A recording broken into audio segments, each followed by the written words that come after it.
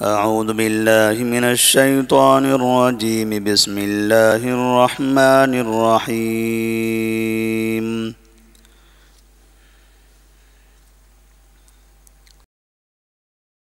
أم تريدون أن تسألوا رسولكم كما سئل موسى من قبل ومن يتبدل الكفر بالإيمان فقد ضل سواء السبيل ود كثير من أهل الكتاب لو يردونكم من بعد إيمانكم كفارا حسدا من عند أنفسهم من بعد ما تبين لهم الحق فاعفوا واصفحوا حتى يأتي الله بأمره إن الله على كل شيء قدير۔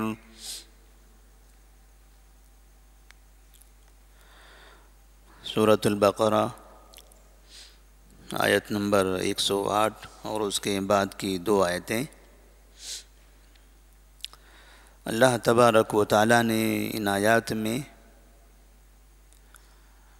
اہل کتاب یہودیوں سے متعلق کچھ باتیں بتائی ہیں کہ کس طرح سے وہ لوگ مسلمانوں کو پریشان کرتے ہیں، تکلیف دیتے ہیں، اور پریشان کرنے کے انداز کیسے ہوتے ہیں۔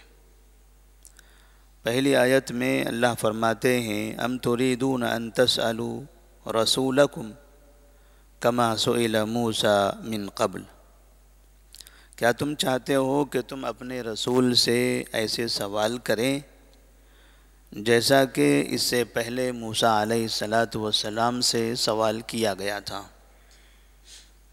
موسیٰ علیہ السلام سابقہ نبی تھے اور ان کی قوم کو یہود کہا جاتا ہے، اہل کتاب کہتے ہیں۔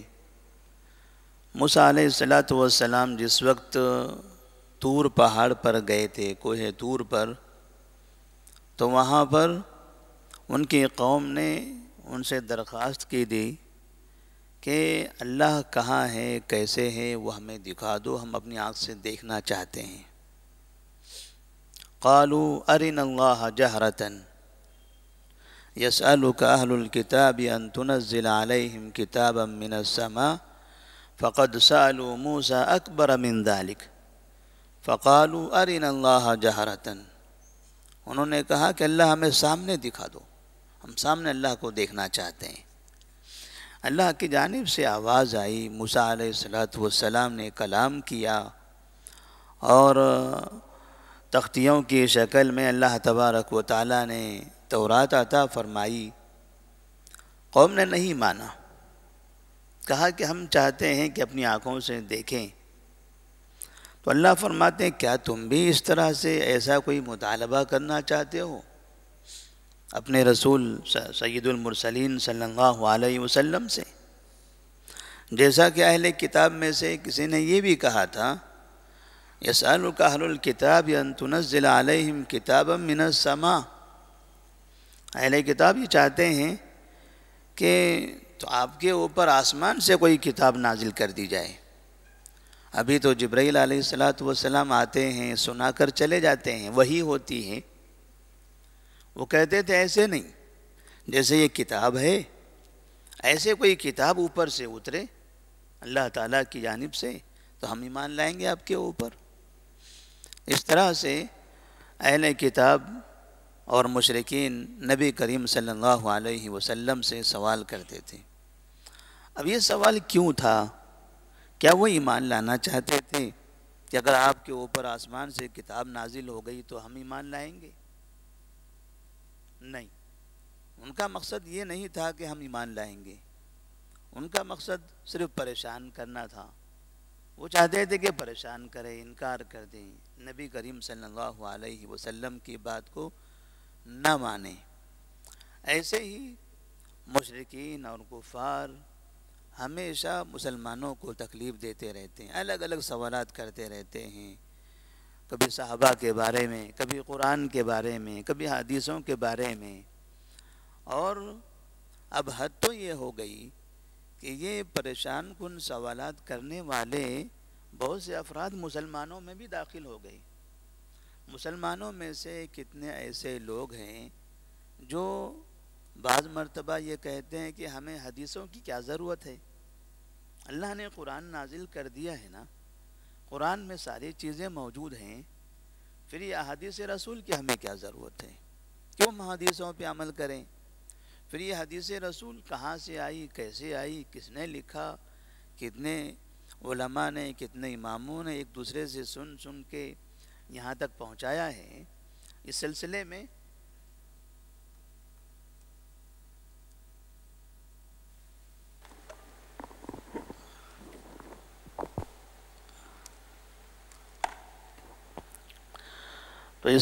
میں لوگ حدیثوں کے بارے میں سوالات کرنے لگتے ہیں۔ علماء کرام میں بھی بہت سے افراد ایسے ہیں، عوام میں سے بھی ہیں۔ اس کا مطلب یہ ہوا کہ لوگ تنگ کرنا چاہتے ہیں۔ جن کو حدیثوں پر عمل نہ کرنا ہو تو وہ حدیثوں پر اعتراض کریں، جن کو توحید پر عمل نہ کرنا ہو وہ توحید پر اعتراض کریں، جن کو صحیح بات کو ماننا نہ ہو وہ کہے کہ آپ ہی کہاں سے آ گئے، 1400 سال تک کے آپ لوگ کہاں تھے، یہ 2021 میں کہاں سے ٹپک پڑے؟ یہ جو باتیں آپ بتا رہے ہیں، یہ جو حدیثیں آپ سنا رہے ہیں، اس سے پہلے ہمارے باپ دادا کے پاس یہ حدیثیں کیوں نہیں آئی؟ یہ ہمارے پڑوسی، ہمارے علماء، ہمارے کتابیں، ہمارے مدرسے، ہماری مساجد، ان کو یہ حدیثیں کیوں نہیں معلوم پڑی؟ تو سب کو معلوم ہے، سب جانتے ہیں حقیقت کیا ہے، لیکن یہ سوالات صرف پریشان کرنے کے لیے، ماننا نہیں ہے، بس اعتراض کرنا ہے، اعتراض کر کے سامنے والے کو خاموش کرا دینا ہے۔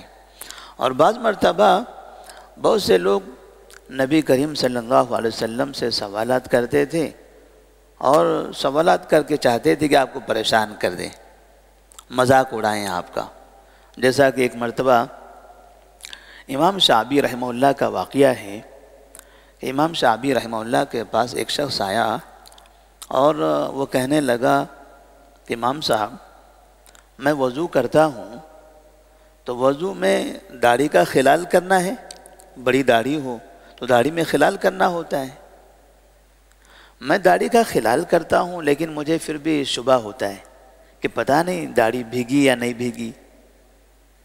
اب بات تو داڑھی بھگانے کی نہیں ہے، داڑھی کا خلال کرنے کی ہے، لیکن وہ آگے سوال کرتا ہے کہ پتہ نہیں، مجھے شک ہوتا ہے کہ داڑھی میں پانی گیا نہیں گیا، داڑھی بھیگی یا نہیں بھیگی۔ تو امام شعبی رحمہ اللہ نے دیکھا کہ آدمی عجیب شک و شبہ میں مبتلا ہے، اس کا کیا علاج کیا جائے؟ تو انہوں نے کہا ایک کام کرو، رات میں سونے سے پہلے پانی کا ایک لوٹا لے لو اور تمہاری داڑھی اسی میں بھگو کر رکھو، صبح ہونے تک پوری بھیگ جائے گی، پھر فجر میں وضو کر لینا۔ یعنی بعض مرتبہ علماء کرام بھی ایسے لوگوں کو ایسے جواب دیا کرتے تھے، وہ سمجھتے تھے کہ بعض افراد ایسے ہیں جو بیکار سوالات کرتے ہیں، عمل نہیں کرنا ہے ان کو، سامنے والوں کو تنگ کرنا ہے، پبلک کو پریشان کرنا ہے، علماء کو تکلیف دینا ہے، وقت ضائع کرنا ہے، پبلک میں بس الگ طرح سے یعنی الجھنیں پیدا کر دینا ہے۔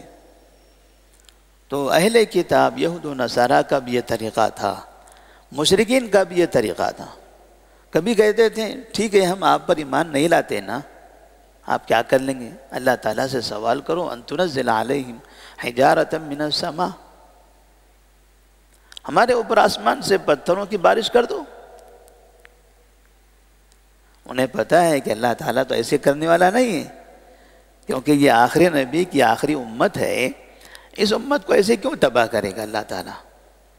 لیکن ہٹ دھرمی تھی، ضد تھی کہ ہم کو ماننا نہیں ہے، ٹھیک ہے اللہ سے دعا کیجئے کہ اللہ تعالیٰ ہمارے اوپر پتھروں کی بارش برسا دے۔ نبی نے دعا نہیں کی، پتھروں کی بارش نہیں ہوئی، الٹے انہوں نے ہی نبی کو پتھروں سے مارا، اور نبی کریم صلی اللہ علیہ وسلم نے ان کے لیے دعائیں فرمائی، ان کی ہدایت کے لیے اللہ تبارک و تعالیٰ نے ان کی نسلوں کو مومن بنا دیا۔ وَمَنْ يَتَبَدَّلِ الْكُفْرَ بِالْإِيمَانِ فَقَدْ ضَلَّ سَوَاءَ السَّبِيلِ، جو ایمان کے بدلے کفر کو اختیار کرے گا حقیقت میں وہی صحیح راستے سے بھٹک جائے گا۔ یعنی بعض مرتبہ بیکار سوالات یہ کبھی کبھی کفر کے درجے تک پہنچ جاتے ہیں. جیسے کوئی کہے کہ آسمان و زمین سے پہلے کیا تھا؟ آسمان و زمین سے پہلے عرش تھا. اس سے پہلے کیا تھا؟ اس سے پہلے اللہ تھا. اللہ سے پہلے کیا تھا؟ اگر یہ سوال ایسے کرتے کرتے یہاں تک پہنچ جائے وہ انسان کہ یہ سوال کرنے لگے اللہ سے پہلے کیا تھا، تو ظاہر سی بات ہے اللہ سے پہلے کچھ بھی نہیں، اللہ ہی سب سے پہلے ہے. هو الاول والآخر، وہی اول ہے وہی آخر ہے. تو بسا اوقات سوال کرنے والا اس طرح کے سوالات بھی کر بیٹھتا ہے، اللہ کے بارے میں بھی شک کرنے لگتا ہے. سوال کرتے کرتے کبھی تقدیر کے بارے میں سوال کرتے ہیں. ہم گناہ کر رہے ہیں نا، اللہ نے تقدیر لکھی ہے تو طے ہے، تو میں جو گناہ کر رہا ہوں کیا اللہ نے لکھا نہیں ہے؟ اس کا مطلب یہ ہے کہ میں جو گناہ کر رہا ہوں وہ اللہ کے لکھے ہوئے کی وجہ سے ہے. تو سوال کرنے والے کا مطلب یہ ہے کہ میرا گناہ میری طرف سے نہیں ہے، یہ اللہ کی وجہ سے ہے. اللہ میرے لیے گناہ لکھا ہے اس لیے میں گناہ کر رہا ہوں. میرے لیے خیر لکھا ہوتا تو میں خیر کا کام کرتا. اسے کیسے معلوم کہ اللہ نے ان کے لیے برائی لکھی ہے؟ اس نے کہاں سے تقدیر دیکھا ہے؟ لیکن جو لوگ برائی کرنے کے بعد ہردرمی کرنا چاہتے ہیں وہ اس طرح سے تقدیر کا سہارا لیتے ہیں. وَدَّ كَثِيرٌ مِّنْ أَهْلِ الْكِتَابِ لَوْ يَرُدُّونَكُمْ مِّن بَعْدِ إِيمَانِكُمْ كُفَّارًا. اہل کتاب میں سے بہت سے لوگ یہ چاہتے ہیں کہ وہ آپ کو آپ کے ایمان سے کفر کی طرف لے جائیں. یعنی جو مومنین ہیں، مومنین کو دوبارہ کافر بنانا بھی چاہتے ہیں. اب ہمارے درمیان میں کتنے مشرکین ہیں، کتنے کفار ہیں، ان کی خواہش کیا ہوتی ہے؟ گھر واپسی ہو کہ مسلمان دوبارہ کافر بن جائیں، ہماری طرح ہو جائیں. یہ پہلے مسلمان نہیں تھے، یہ پہلے ہندو تھے، اب دوبارہ ہندو بن جائیں، دوبارہ کافر ہو جائیں. نبی کے زمانے میں بھی اہل کتاب مشرکین یہی کہا کرتے تھے، یہ سب تو کافر تھے نا، ابھی مسلمان بنے ہیں، چلیے واپس اپنے باپ دادا کے مذہب کو قبول کر لو. اور اگر اپنے کم سے کم یہودی نہیں بنتے، نصرانی نہیں بنتے، تو اپنے ہی مذہب پہ رہ کے بے دین تو ہو جاؤ، اپنے مذہب پر عمل کرنا ہی چھوڑ دو. اور یہ حال مسلمانوں کے پاس بھی ہے. آج مسلمانوں کو ہم دیکھتے ہیں کتنے مسلمان ایسے ہیں جو یہودی نہیں ہیں، نصرانی نہیں ہیں، لیکن مسلمان ہوتے ہوئے مسلمان بھی نہیں ہیں. مسلمان ہیں لیکن مسلمان نہیں ہیں. یعنی ان کا عمل، ان کا کردار یہودیوں کی طرح ہے. ان کے دلوں میں مسلمانوں سے محبت کے بجائے یہود و نصارہ سے محبت زیادہ ہے. مسلمانوں سے تعلقات کم ہیں، یہودیوں سے تعلقات زیادہ ہیں، عیسائیوں سے تعلقات زیادہ ہیں. ان کے روابط ملکی اعتبار سے بھی ہم دیکھتے ہیں بعض ممالک ایسے ہیں مسلمانوں کے جو لوگ مسلمانوں سے نفرت کرتے ہیں. اسرائیل سے ان کے اچھے تعلقات ہیں، امریکہ سے ان کے گہرے تعلقات ہیں، دوسری قوموں سے اچھے تعلقات ہوتے ہیں، اپنی قوم سے، اپنے لوگوں سے نفرت کرتے ہیں. تو کم سے کم یہودی نہیں بنے، نصرانی نہیں بنے. اتنا تو یہ ہوا کہ اسلام سے دور ہو گئے، یہود و نصارہ والے عمل کرنے لگے. تو یہود و نصارہ ایسے کیوں کہتے ہیں؟ حسدا من عند انفسہم من بعد ما تبین لہم الحق. اپنی جانب سے حسد کرتے ہوئے، انہیں حسد ہوتی ہے. اس سے پہلے کی آیات میں ہم نے پڑھا تھا کہ یہودی چاہتے تھے کہ اسلام قبول کریں. جب مدینہ والوں سے ان کی لڑائیاں ہوتی تھی تو وہ کیا کہتے تھے؟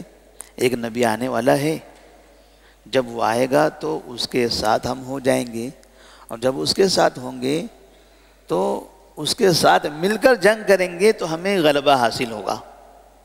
ان کا یہ تصور تھا کہ اس نبی کے ساتھ ہم ہو جائیں گے اور پھر آپ کے خلاف جنگ کریں گے تو ہمیں ہر حالت میں غلبہ حاصل ہو جائے گا. اور اتفاق ایسا ہوا کہ نبی آ گئے، لیکن انہوں نے قبول نہیں کیا نبی کو. کیوں قبول نہیں کیا؟ وہ یہ چاہتے تھے کہ نبی ہمارے درمیان میں سے آئے، یہ تو مکہ والوں کے درمیان میں سے آ گئے. تو انہیں حسد ہونے لگی کہ ہم دوسری قوم کے نبی کو نہیں مانتے، ہمارے درمیان کا نبی ہونا چاہیے۔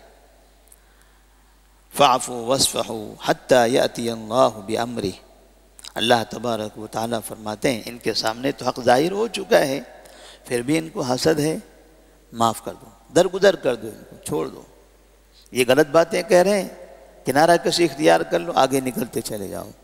حَتَّى يَأْتِيَ اللَّهُ بِأَمْرِهِ، یہاں تک کہ اللہ تبارک و تعالیٰ کوئی راستہ نکال لے۔ ہو سکتا ہے کبھی ان سے لڑائی کا موقع ملے، آپ کو جنگ کی اجازت ہو، یہ زیادہ سرکشی کرنے لگیں، اور اللہ نے آپ کو حکم دیا کہ ٹھیک ہے یہ مقابلے کے لیے تیار ہیں، یہ مقابلہ کرنا چاہتے ہیں، آپس ظلم کر رہے ہیں، تو ٹھیک ہے اب جنگ کر لو، کوئی نہ کوئی راستہ ہوگا۔ اگر ایسے نہیں تو کم سے کم کبھی جنگ کے ساتھ، جنگ کے ذریعے تو مان لیں گے کہ حق کیا ہے، باطل کیا ہے۔ ان اللہ علی کل شیء قدیر، اللہ تبارک و تعالی ہر چیز پر قادر ہیں۔ اور پھر کہا واقیموا الصلاۃ وآتوا الزکاۃ، نماز قائم کرو، زکوٰۃ ادا کرو۔ نماز قائم کرنا ہے یہ اللہ کی عبادت، زکوٰۃ دینا ہے یہ اللہ کے بندوں کی خدمت۔ یہ دو چیزیں ہیں دین میں، ایک مسلمان کو اللہ کی عبادت بھی کرنی ہے اور ساتھ میں اللہ کے بندوں کی خدمت بھی کرنی ہے۔ بعض جماعتیں ایسی ہیں جو ہمیشہ اللہ کی عبادت کرتی ہیں، اللہ کے بندوں سے کی خدمت، ان سے تعلقات، ان سے معاملات کا جب مسئلہ آتا ہے تو انتہائی برے اخلاق والے بن جاتے ہیں، مدد کی ضرورت پڑتی ہے کنارہ کشی اختیار کر لیتے ہیں۔ اور بعض لوگ ایسے ہیں جو ہمیشہ قوم کی خدمت کرتے رہتے ہیں، جہاں سیلاب آ گیا چلیں یہاں خدمت کرتے ہیں، گھر ٹوٹ گئے یہاں خدمت کرتے ہیں، دنگے ہو گئے یہاں خدمت کرتے ہیں۔ اللہ کی عبادت کرو، توحید نہیں، توحید کی باتیں نہیں کرنا ہے، اختلاف ہو جائے گا۔ ہم انسانیت کے لیے ہیں۔ لوگ یہ سمجھتے ہیں کہ انسانیت اسلام سے باہر کسی چیز کا نام ہے۔ انسانیت کس کو کہا جاتا ہے؟ کبھی کبھار آپ نے سنا ہوگا، میڈیا میں بھی لوگ ایسے لفظوں کا استعمال کرتے ہیں۔ دیکھیے آپ مذہب چھوڑ دیے، انسانیت کی بات کیجئے، تو مذہب چھوڑ دیجئے، انسانیت کی بات کیجئے۔ اگر میں ایک مسلمان ہوتے ہوئے میں کہوں کہ ٹھیک ہے میں مذہب کو ایک کنارے کر دیتا ہوں، انسانیت کی بات کرتا ہوں، اس کا مطلب یہ ہوا کہ میں یہ سمجھتا ہوں کہ مذہب انسانیت والا نہیں ہے، انسانیت الگ چیز ہے، مذہب الگ چیز ہے۔ تو جو مذہب میں انسانیت نہ ہو، مذہب کس چیز کا؟ ہمارا مذہب تو انسانیت، سراپا انسانیت ہے۔ مذہب میں اتنے احکامات ہیں انسانیت کے بارے میں، مذہب سے اگر نکل جائے تو انسان انسانیت سے نکل جائے گا۔ اسلام ایک ایسا مذہب ہے جس میں سراپا انسانیت ہے۔ اسلام سے ہٹ کر اگر کوئی یہ کہنا چاہتا ہے کہ میں انسانیت کی بات کرتا ہوں مذہب کی نہیں، تو سمجھیے کہ مسلمان نہیں ہے، منافق ہے وہ اسلام کو غیر انسانی مذہب سمجھتا ہے۔ اللہ فرماتے واقیموا الصلاۃ وآتوا الزکاۃ، نماز قائم کرو اور زکوٰۃ دو۔ زکوٰۃ کسے دینا ہے؟ کیا پیسے لے جا کے کسی پہاڑ پر جلا دینا ہے، اللہ کے نام پہ کہیں دفن کر دینا ہے؟ نہیں، اللہ کے غریب بندے ہیں، فقیر ہیں، مساکین ہیں، بیوہ ہیں، بے سہارا ہیں، اپنے محلے میں اپنے معاشرے میں جائیے ان کی مدد کیجیے۔ زکوٰۃ یہی تو ہے، سال میں ایک مرتبہ جو واجب کر دیا گیا ہے، جیسے نماز واجب ہے، زکوٰۃ بھی تو واجب ہے، سال میں ایک مرتبہ ہی صحیح۔ اگر سال میں ایک مرتبہ بھی اتنے مسلمان، اگر ہمارے ملک میں 20 کروڑ مسلمان ہیں، 20 کروڑ مسلمانوں میں سے اگر 10 کروڑ مسلمان بھی جو زکوٰۃ کے مستحق ہیں، زکوٰۃ جن پر واجب ہے، وہ اگر زکوٰۃ ادا کرتے ہیں تو کتنی زکوٰۃ ادا ہوگی؟ اور پھر صدقہ و خیرات یہ تو ہمیشہ کرنا ہے، اس کے لیے سال کا انتظار نہیں ہے، روزانہ جس وقت ممکن ہو اس وقت لوگوں کی مدد کے لیے صدقہ کرنا ہے، خیرات کرنا ہے، دیگر تعاون بھی کرتے رہنا ہے۔ وَأَقِيمُوا الصَّلَاةَ وَآتُوا الزَّكَاةَ وَمَا تُقَدِّمُوا لِأَنفُسِكُم مِّن خَيْرٍ تَجِدُوهُ عِندَ اللَّهِ، جو بھی خیر کا کام آج تم کرو گے کل قیامت میں اللہ کے پاس اسے پاؤ گے۔ میں نے خیر کیا، اچھا نہیں کیا میں نے اس کے ساتھ، مجھے اس کے ساتھ برا کرنا چاہیے تھا، میں نے اس کو اچھا جواب دیا، غلط ہو گیا، اسی ٹائم میں گالی دے دیا ہوتا تو آج کام ہو چکا ہوتا، میں نے اس کی مدد کیا تھا، نہیں کرنا چاہیے تھا، اسی ٹائم میں پھٹکار دیا ہوتا تو آج یہ منہ نہ دیکھنا پڑتا۔ خیر کے کام کر کے افسوس کرتے ہو؟ یہ خیر کا کام آپ کے لیے، ان کے لیے کہاں ہے؟ یہ خیر کا کام آپ کے آخرت کے لیے ذخیرہ ہے۔